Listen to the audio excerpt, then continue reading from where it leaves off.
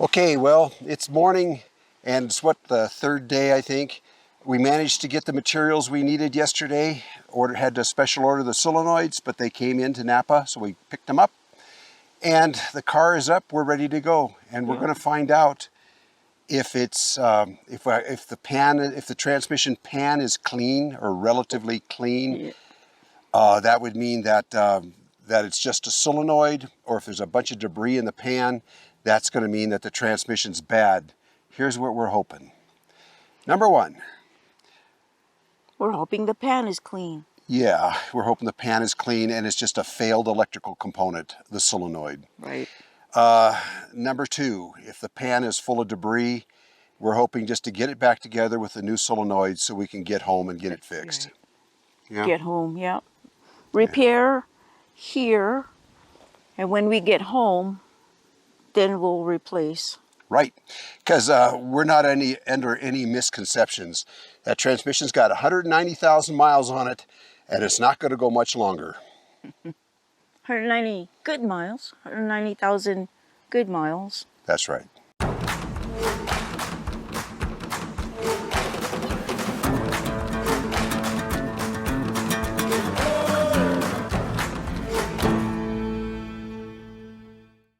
Well, we tried to think of everything. A cheap plastic drain pan that we can throw away if we have to, and I'm pretty sure we're going to have to.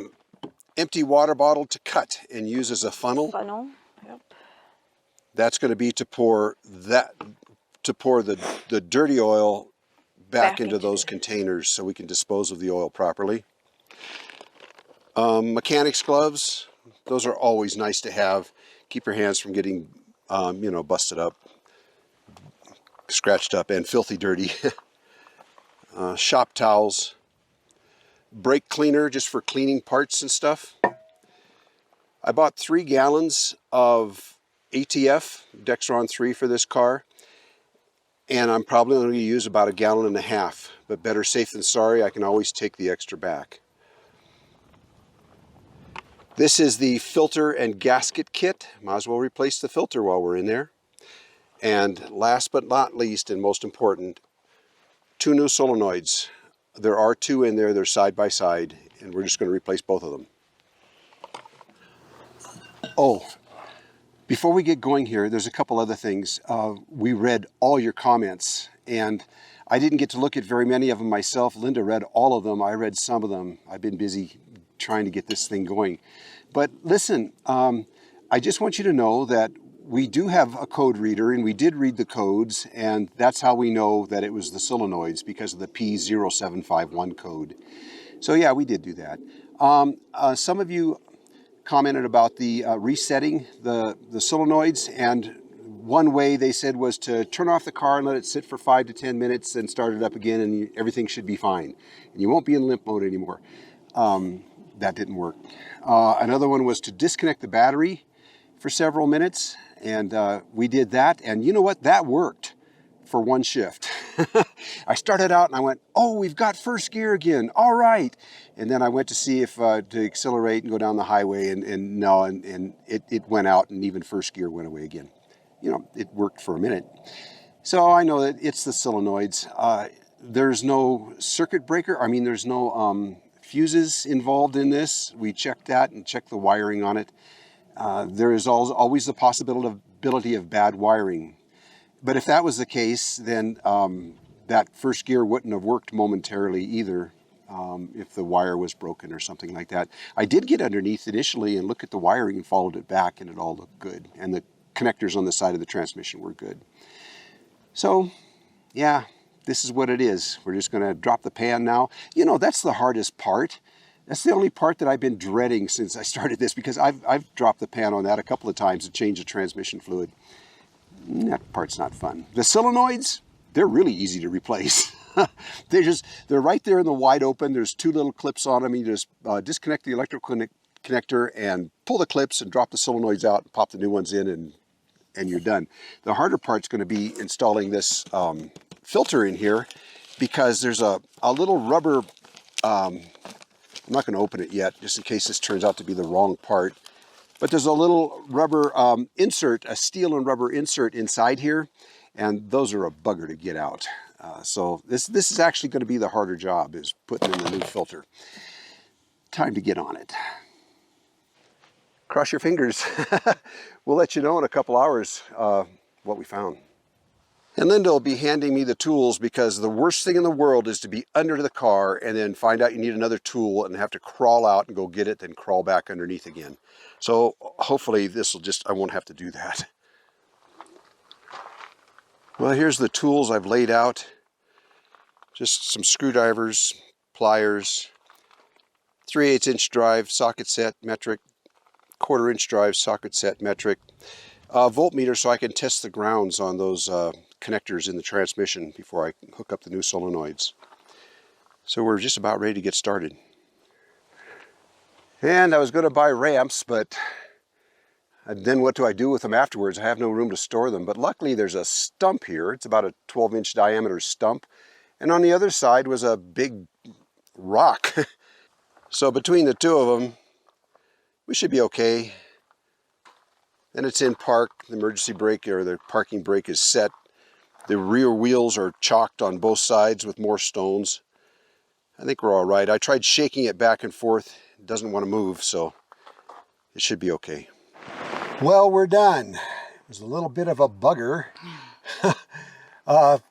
Yeah, my friend, our new friend Dan showed up to help us out, and he was here for the whole time, had good ideas, and was able to, he brought along some extra equipment, yep. Jack stands. We used a couple of his tools a couple of times. Yep, and he brought along another tarp for me to crawl out on, so I didn't have to crawl out from under the car onto the dirt, and kept us good company. It was very nice. Yes, he did. Getting the pan off the car was difficult, because there's a bracket that holds the shift cable on the side of the transmission, and you're supposed to remove that, but the bolts up on top were stripped. And I remember them being stripped. I must have worked on that for 45 minutes or so. Yeah, it was a while. And I couldn't get on them with anything. They're Torx screws, and I was trying to get, they were stripped out, and I was trying to get vice grips on them. There was no way. And then I remembered, wait a minute, I remember doing this and not removing that bracket. And you know what? I was able to get, with just to kind of tweaking that bracket out of the way a little bit. It's kind of springy. I was able to get the pan off that way. That's when things got interesting. First of all, what a mess. I mean, it's never easy. The drain plug is also, the drain plug hex nut on my pan is also stripped out. And so I wasn't able to remove the drain plug to get the majority of the oil out. So that meant that I had to drop that deep pan down while it was still full of ATF, or transmission fluid. I had oil everywhere. I still got oil over my shirt. And yeah, you were happy that you hadn't gotten oil on you up to that point. Up to that point. What a mess. Yeah. And I was able to tilt it down a little more and keep draining the oil out of the pan. Finally got the pan off, and that's where the surprise happened. You see, the pan was perfectly clean. I couldn't believe it. Linda couldn't believe it. Dan couldn't believe it. That pan was spotless. No debris at all. Good deal. Good luck to us. That was very nice. Thank you for all the prayers. Well, you see, there's nothing in here. We lucked out. I've opened these up before and found them full of debris. There's black in here. That's from the wear on the discs. But there's nothing really going on in here. There's the magnet, and there's nothing on the magnet. So I think Linda and I lucked out. The transmission is actually good, I think. Like I say, it's been shifting fine all along, and it turned out to be just that solenoid. So we went ahead and replaced the solenoids, which only took a few minutes, got a new filter in there, got the pan back up. Yeah, the longest part of the entire job was those stripped Torx screws, trying to deal with them. Before I finally gave up. Yeah.